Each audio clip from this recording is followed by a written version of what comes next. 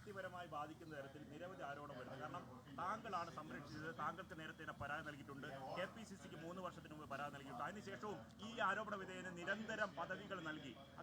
എനിക്ക് ഒരു പരാതി താങ്കൾക്കെതിരെ ആരോപണം വരുന്നത് അതുകൊണ്ട് അല്ല, അത് നിങ്ങളുടെ കൈരളിയിൽ വരുന്ന ആരോപണമായിരിക്കും. എനിക്ക് അല്ലല്ല, എനിക്കറിയില്ല. ACCക്ക് പരാതി കിട്ടിയത് എനിക്കറിയില്ല. അല്ല, ഞാനെങ്ങനെ എന്താ ഏതെങ്കിലും പെൺകുട്ടി എനിക്കെതിരായ ആരോപണം അല്ലല്ല, കൈരളിയിലെ ചോദ്യം അല്ല, കൈരളിയിലെ ചോദ്യം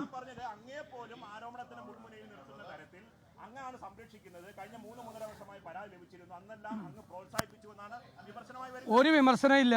എൻ്റെ മുമ്പിൽ വന്ന പരാതി, ആ പരാതിയുടെ ഗൗരവം അനുസരിച്ച് ഞാൻ കൈകാര്യം ചെയ്തിട്ടുണ്ട്. നിങ്ങൾ എന്നോട് ചോദിച്ചത് വേറെ ആരെങ്കിലും പരാതി തന്നിട്ടുണ്ടോ എന്നാണ്.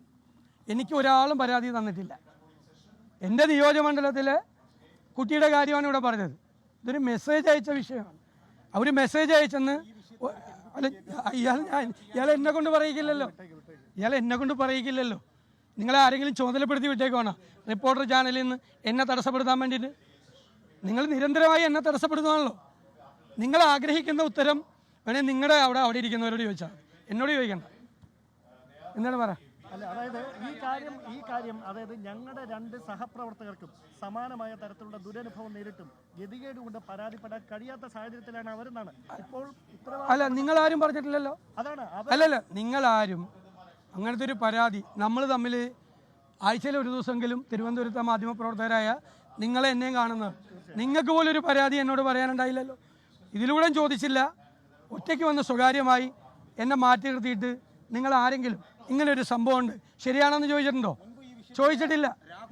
എന്ന് പറയേ. അവരുടെ സ്വകാര്യതയെ മാനിച്ചുകൊണ്ടാണ് ഞങ്ങൾ. അല്ല, നമ്മൾ അറിയണ്ടേ? നമ്മൾ അറിഞ്ഞാൽ നിങ്ങൾ അന്വേഷിച്ച് നോക്കി. ഞങ്ങൾ അറിഞ്ഞാൽ ഞങ്ങൾ അപ്പോഴിടപെടും. പ്രത്യേകിച്ച് എൻ്റെ കാര്യത്തിൽ, താങ്കളുടെ ചോദ്യത്തിൽ ഞാൻ പറയാം, എൻ്റെ കാര്യത്തിൽ ഞാൻ ഒരു വിട്ടുവീഴ്ച ഇക്കാര്യത്തിൽ ചെയ്യുന്ന ആളല്ല. ഒരു വിട്ടുവീഴ്ച. പിന്നെ പ്രോത്സാഹിപ്പിക്കൽ, രാഷ്ട്രീയത്തിലെ എല്ലാ ചെറുപ്പക്കാരെയും ഞാൻ പ്രോത്സാഹിപ്പിക്കാറുണ്ട്. കോൺഗ്രസ്സിലെ എല്ലാ ചെറുപ്പക്കാരെയും ഞാൻ പ്രോത്സാഹിപ്പിക്കാറുണ്ട്.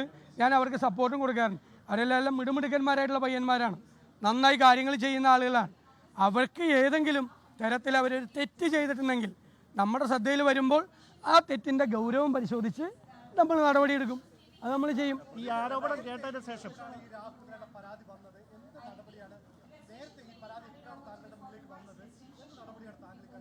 അല്ലെന്ന് ഇപ്പോഴല്ലേ ഗൗരവത്തോടു കൂടിയുള്ള പരാതി വരുന്നത്.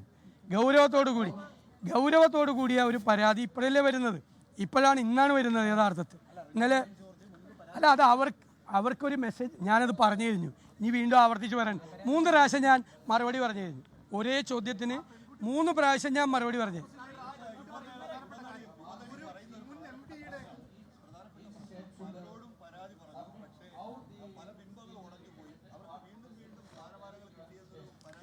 അല്ലല്ല, സ്ഥാനമാനങ്ങളൊക്കെ കിട്ടുന്നത് അവരവരുടെ കഴിവനുസരിച്ച് അവരവർക്ക് സ്ഥാനമാനങ്ങൾ കിട്ടുന്നതാണ്. ഇപ്പോൾ യൂത്ത് കോൺഗ്രസ് പ്രസിഡന്റ് അദ്ദേഹം ഇലക്ഷനിൽ മത്സരിച്ച് ജയിച്ചാണ്. നമുക്ക് വല്ലതും പറയാം. കാര്യമൊന്നുമില്ല. അത് പാർട്ടി അന്വേഷിച്ച് അതിലൊരു തെറ്റുമില്ലെന്ന് കണ്ടുപിടിച്ചു.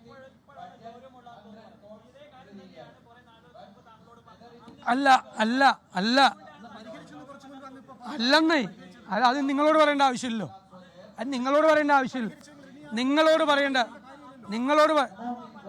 ഞാൻ ചോദിക്കട്ടെ, അത് നിങ്ങളുടെ ഭാഷ, അതിന് ഞാൻ മറുപടിയില്ല.